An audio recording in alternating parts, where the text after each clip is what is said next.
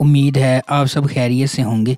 اگر آپ نے ابھی تک ہمارا چینل سبسکرائب نہیں کیا تو اسے ابھی سبسکرائب کر لیں اور بیل آئیکن کو دبانا بالکل بھی مت بھولیں۔ شکریہ۔ نمبر 10، جو بچھڑ گئے۔ یہ سیریز بنگلہ دیش کی آزادی کے وقت مغربی پاکستان اور مشرقی پاکستان کے درمیان سیاسی تنازع کے گرد گھومتا ہے اور 1970 اور 1971 کی دہائی کے سچے واقعات پر بات کرتا ہے۔ نمبر 9، دام۔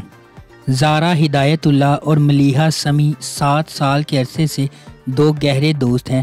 زارا کا تعلق ایک نچلے متوسط گھرانے سے ہے جبکہ ملیحہ کا تعلق اعلیٰ طبقے کے گھرانے سے ہے۔ پھر بھی ان کے طبقاتی فرق نے ان کے اٹوٹ بندھن کو خطرہ نہیں دیا۔ ملیحہ اپنی سہیلی کے لیے بہت سی مشکلات سے گزری تھی، لیکن اس نے کبھی اس تکلیف کا احساس نہیں کیا جس نے زارا کی زندگی کو دو چار کیا۔ ان کی دوستی کو بڑا دھچکا اس وقت لگا جب ملیحہ کے بڑے بھائی جنید نے زارا سے شادی میں دلچسپی ظاہر کی۔ ان کے والدین کو یونین پر کوئی اعتراض نہیں ہے، لیکن یہ ملیحہ کے لیے صدمے کی طرح ہے۔ اس نے سوچا کہ زارا اس کے بھائی کو پھانس رہی ہے جو ہر طرح سے بہتر زندگی گزارنے کا اہل ہے۔ ملیحہ کی کزن فضا، جو زارا اور ملیحہ کی کلاس فیلو بھی ہے، اسے زارا کے خلاف جوڑنا شروع کر دیتی ہے۔ اسی دوران زارا کے گھر والوں کو اپنی بڑی بہن آسما کے لیے بہترین دوست مل جاتا ہے جس کی شادی کسی کے لیے افسردگی کی وجہ تھی۔ وہ جنید سے وعدہ کرتی ہے کہ اس کے بہن کی شادی کے بعد اس کا خاندان اس سے اپنی تجویز لے کر اس سے رابطہ کر سکتا ہے، لیکن چیزیں منصوبہ بندی کے مطابق نہیں ہوتی۔ نمبر 8، روبرو۔ کہانی شبیہ اور ٹیپو کی شادی کے گرد گھومتی ہے۔ شبیہ اپنے والدین کے انتقال کے بعد اپنی دادی اور چچا کے ساتھ رہتی ہے اور اس کی پرورش اس کے ماموں کے خاندان نے کی ہے۔ وہ اپنے کزن کے دوست سرمد سے شادی کرتی ہے جس کے مزاج میں شدید تبدیلیاں اور کچھ نفسیاتی مسائل ہیں۔ اسے پتہ چلتا ہے کہ اس کی ماں کا سرمد کے والد سے رشتہ تھا اور آخر کار وہ اس کی سوتیلی ماں بن جاتی ہے۔ ٹیپو اپنی کزن سے محبت کرتا ہے اور اس سے شادی کرتا ہے۔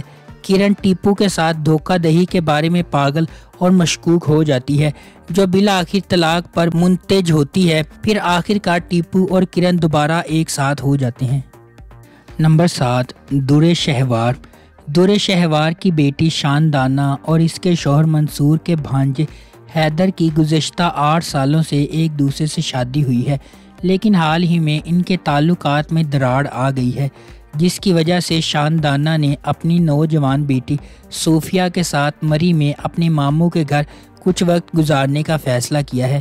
در شہوار اور منصور دونوں شاندانہ اور صوفیہ سے بہت پیار کرتی ہے، لیکن شاندانہ اپنی ماں سے یہ سوچ کر رشک کرتی ہے کہ اس نے ایک پیار کرنے والے شوہر کے ساتھ ایک آرام دہ اور خوشگوار زندگی گزاری ہے اور اس کے لیے پریشان ہونے کی کوئی بات نہیں، اور اس طرح وہ اکثر حیدر کا موازنہ اپنے والد سے کرتی ہے۔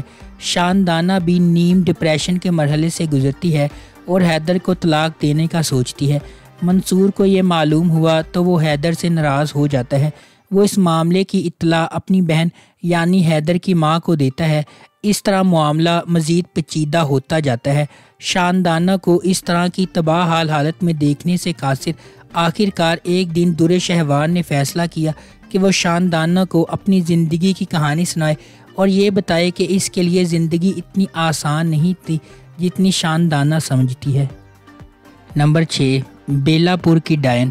کہانی عزیز کے گرد گھومتی ہے جو حال ہی میں اپنے سوتیلے بھائی کے ساتھ 32 سالہ طویل عدالتی جنگ جیتنے کے بعد اپنے آبائی گھر منتقل ہوا ہے۔ گھر میں اس کا پورا خاندان معکوف الفطرت موجودگی سے پریشان ہے جو اس کی سوتیلی بہن نیلوفر کی روح نکلی ہے۔ نیلوفر اس سے ماضی میں کسی غلط کام کا بدلہ لینا چاہتی ہے۔ اس طرح وہ اپنے گھر میں رہنے کے لیے اس کے خاندان کی زندگی کو اذیتیں دیتی اور پریشان کرتی ہے۔ وہ نتاشا اور فتاشا کی روحوں، عزیز کی بیٹی اور اس کا جسم اس کی زندگی پر منفی اثر ڈالنے کے لیے رکھتی ہے۔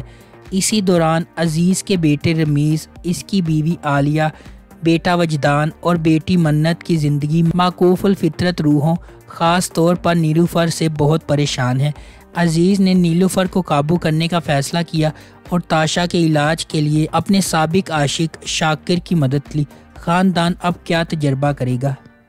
نمبر 5، شہرزاد۔ شہرزاد ایک خوبصورت دن میں خواب دیکھنے والے فلک شیر افغن کے گرد گھومتی ہے، جو امیر والدین کی اکلوتی اولاد ہے۔ فلک فنون لطیفہ کی ایک طالبہ ہے جو اپنے خوابوں کے آدمی کا مجسمہ بناتی ہے، اور جب سلمان انصار میں اس کا سانس لینے والا مظہر پاتی ہے تو محبت میں سر جھک جاتا ہے۔ لیکن فلک جتنا زیادہ سلمان کے قریب جانے کی کوشش کرتی ہے، اتنا ہی وہ اسے نظر انداز کرتا ہے۔ حمزہ فلک کا قریبی دوست اسے بہت پیار کرتا ہے۔ فلک ایک عرصے سے اس کی محبت سے غافل ہے۔ فلک ہمیشہ توجہ کا مرکز رہی ہے اور کبھی کسی چیز سے محروم نہیں رہی۔ نمبر 4، بین روئے۔ صبا اپنی بہترین دوست اور کزن ارتضیٰ کی محبت میں دیوانی ہے۔ صبا اور ارتضیٰ ایک ساتھ بڑے ہوئے ہیں اور ارتضیٰ صبا کا بہت خیال رکھتا ہے۔ صبا ایک ایکسٹروورٹ ہے جو زندگی کو بھرپور طریقے سے گزارتی ہے اور ارتضیٰ سے اپنے تمام بچگانہ مطالبات کو پورا کرنے کی توقع رکھتی ہے۔ ارتضیٰ خوشی سے سب کچھ کرتا ہے جو صبا مانگتی ہے اور اسے خوش دیکھ کر خوشی محسوس کرتا ہے۔ نمبر 3، آخری اسٹیشن۔ خواتین کو با اختیار بنانے کا مطلب خواتین کو شکار کے طور پر نہیں دکھانا ہے۔ خواتین پہلے سے ہی مضبوط ہیں۔ یہ خواتین کو اپنی کہانی کے ہیرو کے طور پر دکھانے کے بارے میں ہے۔ یہ منی سیریز آخری اسٹیشن ہمارے معاشرے کو دو چار کرنے والے اہم سماجی مسائل کو اجاگر کرتی ہے۔ یہ سیریز 7 الگ الگ خواتین کی کہانیوں کی پیروی کرتی ہے جو ایک ہی ٹرین کے ڈبے میں سوار ہونے پر اتفاق سے اکٹھے ہو جاتے ہیں۔ نمبر 2، گناہ۔ گناہ ایک طاقتور زمیندار ملک حیات خان کے گرد گھومتا ہے جو خود کو اس وقت ایک بے بس حالت میں پاتا ہے جب اس کی بیوی گل نور اپنے بیٹوں کے ٹیوشن ٹیچر احمد کے ساتھ بھاگ جاتی ہے۔ تسلی کی تلاش میں ملک کے سسرال نے تجویز پیش کی کہ وہ اپنی دوسری بیٹی گل مہر سے شادی کر لے، اور ہچکچاتے ہوئے ملک اپنے پیچھے چھوڑے گئے بچوں کی خاطر راضی ہو جاتا ہے۔ تاہم پیچیدگیاں اس وقت پیدا ہوتی ہیں جب ایک پرعزم SHO سبیحہ جائے وقوع میں داخل ہوتی ہے۔ وہ اس کیس کی تفتیش شروع کرتی ہے اور ایسے شواہد سے پردہ اٹھاتی ہے جس سے پتہ چلتا ہے کہ گل نور کی گمشدگی آنکھوں سے ملنے والا ایک دھوکہ ہے۔ نمبر 1، سرِ راہ۔ ڈرامہ سرِ راہ مجموعی طور پر تبدیلی کو اپنانے اور پاکستان کی خواتین کے لیے تمام وزن کم کر کے اونچی اڑان بھرنے کے خیال پر بحث کرتا ہے۔ سرِ راہ ایک غیر معمولی طور پر لکھا گیا ڈرامہ ہے جس میں ان کہانیوں پر بحث کی گئی ہے جو ہمارے چاروں طرف بکھری ہوئی ہیں، لیکن بدقسمتی سے ہم ان پر روشنی ڈالنے سے کتراتے ہیں۔ سرِ راہ ان خواتین کی کہانیاں شیئر کرے گا جو بچپن کی شادیوں کا شکار ہیں، ایسی لڑکیاں جو صرف اپنے جنس کی وجہ سے ہیراسمنٹ کا شکار ہیں، وہ بیٹیاں جو اپنے باپ کی مدد کرنے سے قاصر ہیں کیونکہ ان کی عزت داؤ پر لگ جائے گی، اور خواجہ سرا انٹرسیکس کمیونٹی کے افراد جو اپنی شناخت کی وجہ سے ذلیل ہو رہے ہیں۔ اگر آپ کو ہماری یہ ویڈیو پسند آئی ہے تو اسے لائک کریں، شیئر کریں اور ہمارے چینل کو سبسکرائب کرنا بالکل بھی مت بھولیں۔ شکریہ۔